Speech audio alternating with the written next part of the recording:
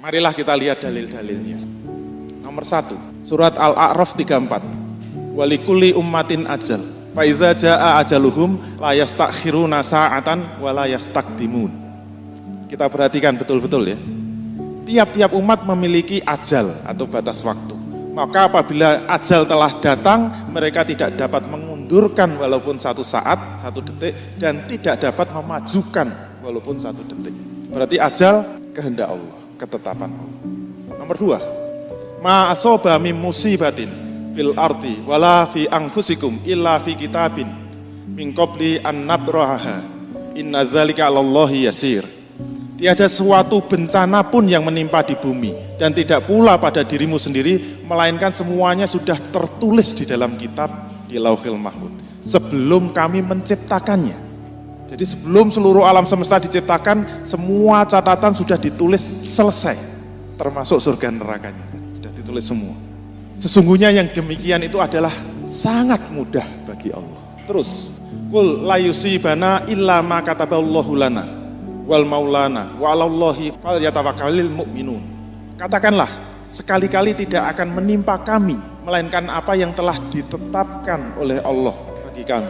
Dialah pelindung kami dan hanyalah kepada Allah orang-orang yang beriman itu harus bertawakal. Jadi tidak ada yang menimpa kita, tidak ada bencana kecuali semua sudah ditetapkan oleh Allah. Terus, la ya'zuhu anhu misqalu dzarratin fis samawati wala fil ardi wala asgharu min zalika wala akbaru illa fi kitabim mubin. Tidak ada yang tersembunyi daripadanya sebesar zarah pun yang ada di langit dan yang ada di bumi. Dan tidak ada pula yang lebih kecil dari itu dan yang lebih besar, melainkan semuanya sudah ada di dalam kitab yang nyata, yaitu dalam kitab Lauhil Mahfuz. Semua sudah ditulis, baik yang besar kecil, tersembunyi maupun yang nampak.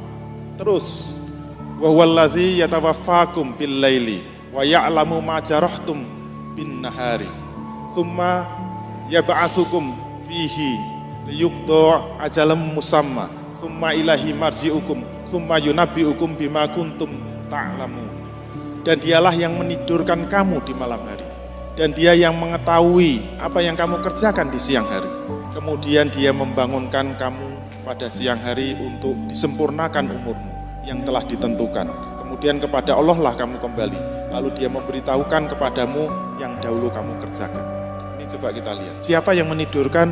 Allah di malam hari. Kemudian Allah juga tahu apa yang akan kamu kerjakan di siang hari. Kemudian dia yang membangunkan kamu pada siang hari untuk disempurnakan umurmu yang telah ditentukan.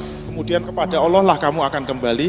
Lalu dia akan memberitahukan kepadamu apa-apa yang dulu kamu kerjakan. Kesimpulannya apa?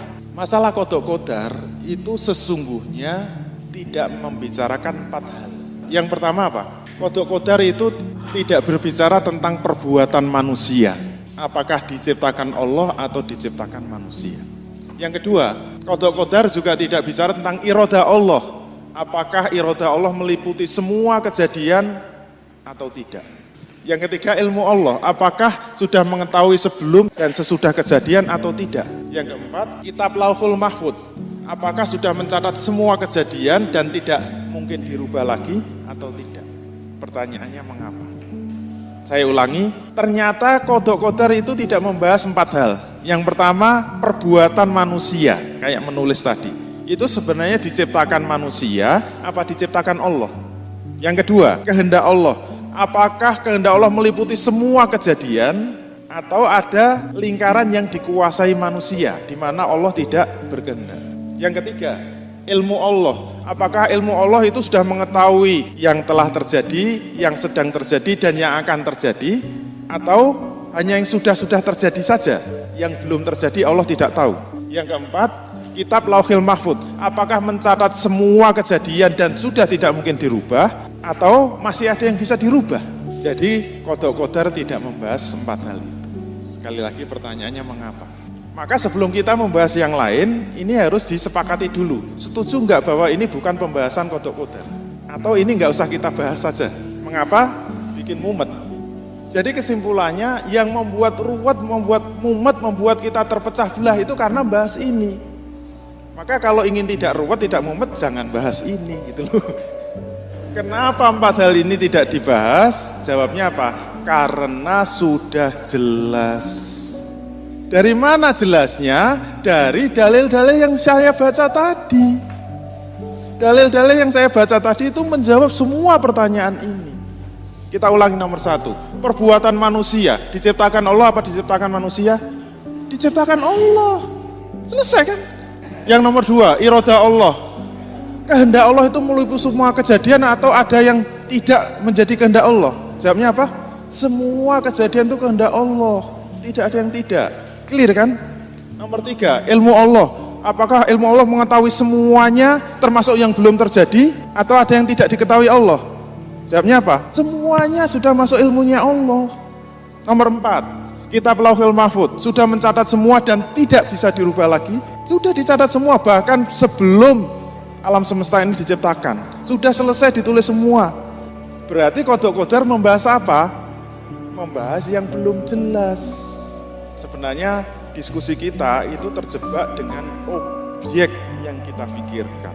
Berpikir itu 4 syarat ya kan.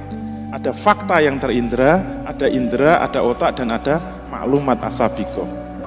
Kuncinya itu sebenarnya di situ. Dan berpikir ada yang langsung, ada yang tidak langsung, yang gaib. Semua kuncinya di situ. Nomor 1, ciptaan Allah.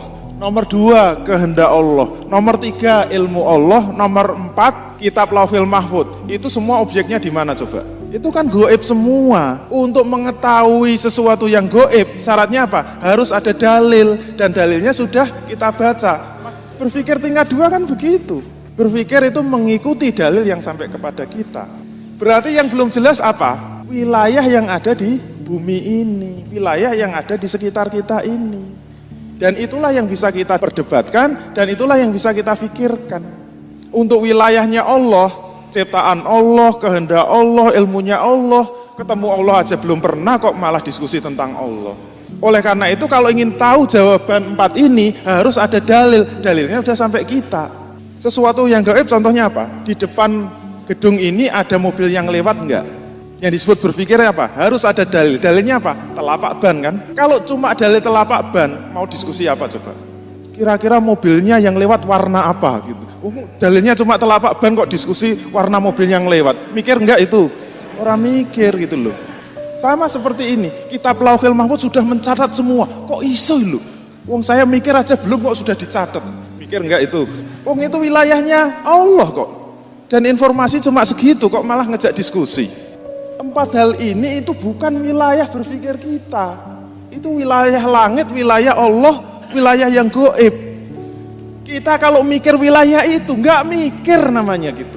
Kenapa? Ada satu syarat yang nggak terpenuhi, yaitu apa? Objeknya itu tidak terindra. Berarti itu sesuatu yang gaib, maka berpikir kita dibatasi oleh dalil yang sampai gitu. Kalau dalilnya punya gitu ya sami'na wa ata'na. Sudahlah.